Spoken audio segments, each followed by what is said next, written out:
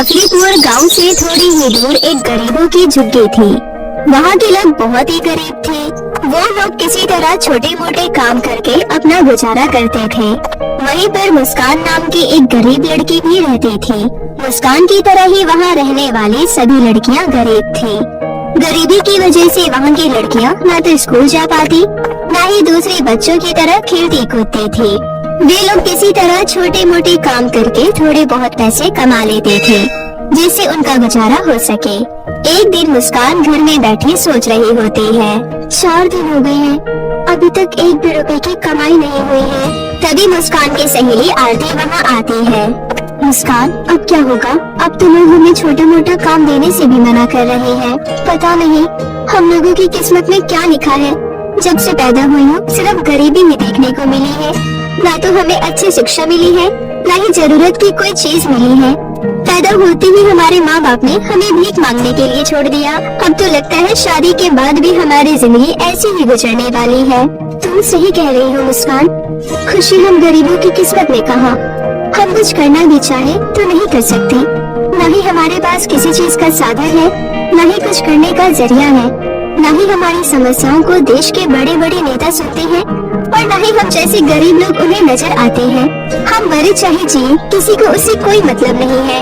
तुम्हें पता है आरती, आज इतने दिन गुजर गए और अभी तक मैंने एक भी ढंग का खाना नहीं खाया। रोज नमक रोटी खाकर गुजारा करना पड़ता है। कभी कभी तो वो भी नसीब नहीं होता।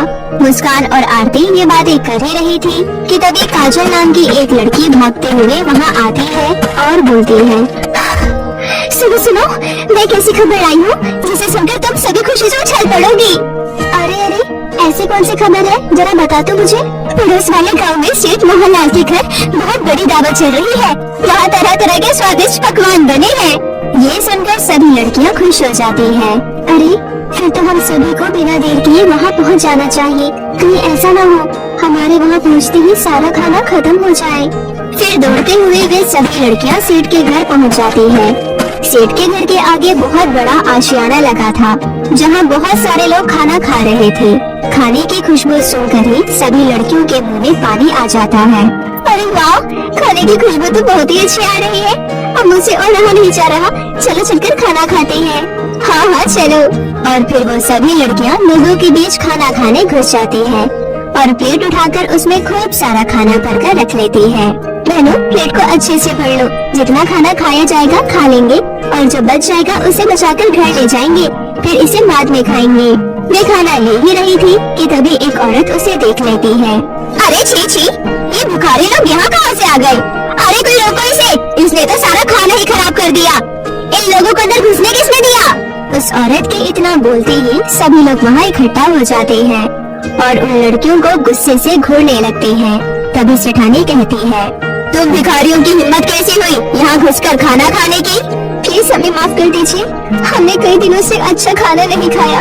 जब हमें पता चला कि यहाँ दावत चल रही है तो हम सभी अपने आप को रोक नहीं पाए और यहाँ आ गए। हमसे गलती हो गई, हमें माफ कर दीजिए।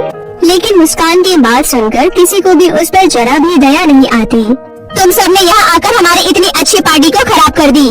तुम्हारी वजह से हमारे मेहमानों को इतनी परेशानी हुई। हम तुम्हें नहीं छोड़ेंगे, तुम्हें इसकी सजा मिलेगी। हाँ हाँ, इन जैसी गरीब और कूड़े चुनने वाली लड़कियों को सबक सिखाना बहुत जरूरी है, वरना ये कभी नहीं सुधरेंगी। चलो इन्हें बांध कर इनकी पिटाई करते हैं ताकि ये आगे से ऐसी गलती दोबारा न कर सके। उसके बाद वो लोग मुस्कान और उसकी सहेली को बांधकर इनकी पिटाई करते हैं। अब ये कभी दोबारा ऐसी हरकत नहीं करेंगे। चल भाग यहाँ से। अगर अब से दोबारा बिना बुलाए किसी पार्टी में घुसने की हिम्मत की तो फिर से तेरा यही हाल होगा। चल भाग। उसके बाद मुस्कान और उसकी सहेलियाँ रोते हुए अपने घर लौट जाती हैं। ये लोग कितने जालिम और दोस्त लोग हैं।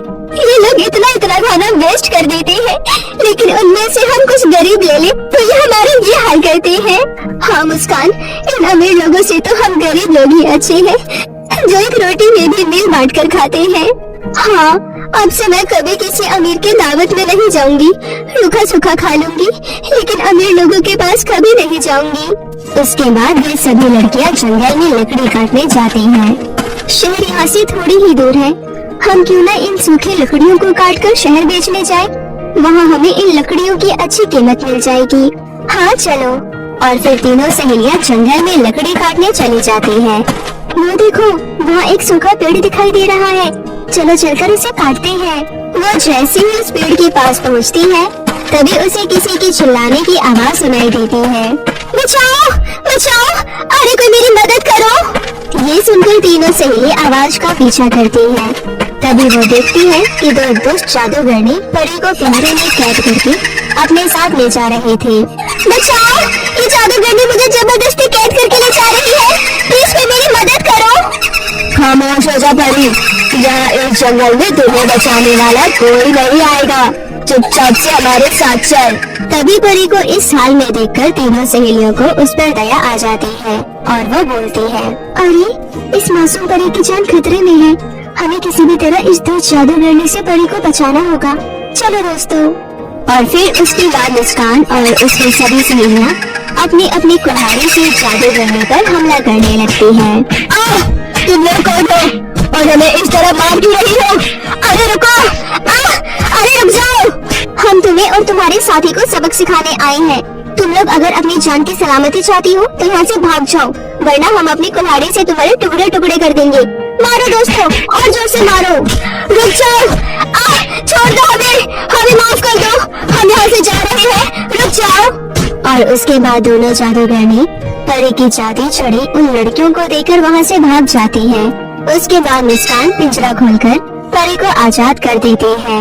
आप ठीक तो है ना परी जी? ये लीजिए आपकी जादुई छड़ी। मेरी जान बचाने के लिए तुम सभी लड़कियों का दिल से शुक्रिया।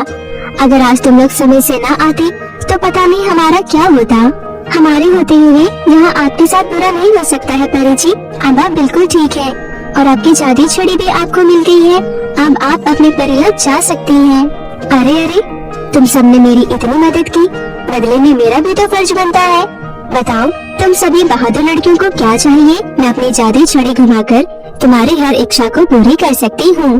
परी जी, हम सब बहुत ही ज्यादा गरीब हैं।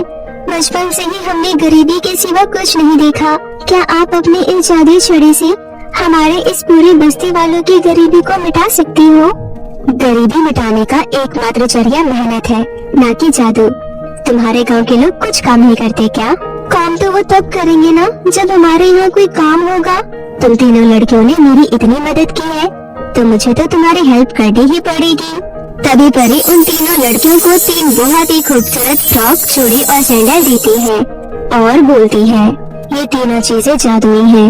ये फ्रॉक तुम्हें हमेशा ऐसी ही खूबसूरत फ्रॉक देगा और ये चूड़ी तुम सबको खूब सारी चूड़ी देगा और इस तरह सैंडल से भी तुम्हें जितना चाहिए उतना सैंडल मिल जाएगा।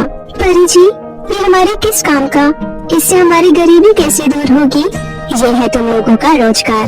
तुम लोग इससे मिले फ्रॉक, चूड़ी और सैंडल को बाजार ले जाकर बेचना और फिर इसका कमाल देखना। अब तुम्हें किसी दूसरे के ऊपर निर्भर होने की जरूरत नहीं है। अब तुम सब मिलकर अपना अपना काम करो और उससे मिले पैसों से बाकी लोगों की सहायता करो और हमेशा खुश रहो। इतना बोलकर वो परी वहाँ से चली जाती है और फिर सभी खुशी खुशी उस जादुई फ्रॉक, चूड़ी और सैंडल को घर ले आती है और उससे खूब सारे फ्रॉक और सैंडल मांगकर बाजार में बेचने चली जाती है। उनके सैंडल, चूड़ी और फ्रॉक इतनी अच्छी होती है कि पहले ही दिन उसकी बहुत ही अच्छी कमाई हो जाती है। फिर वो लोग उन पैसों से अपने लिए जरूरत का सारा सामान खरीद कर ले आते हैं। धीरे धीरे वे लोग बहुत ही अमीर हो जाते हैं। वे तीनों अपना बहुत ही बड़ा होलसेलर का दुकान खोलते हैं, जहाँ वे लोग बहुत ही कम दामों पर शहर में फ्रॉक, चूड़ी और सैंडल बेचने लगते हैं और वे लोग गांव के लोगों को भी काम देते हैं। अपने गांव में स्कूल, हॉस्पिटल सब कुछ बनवाते हैं और खुशी खुशी रहने लगते हैं।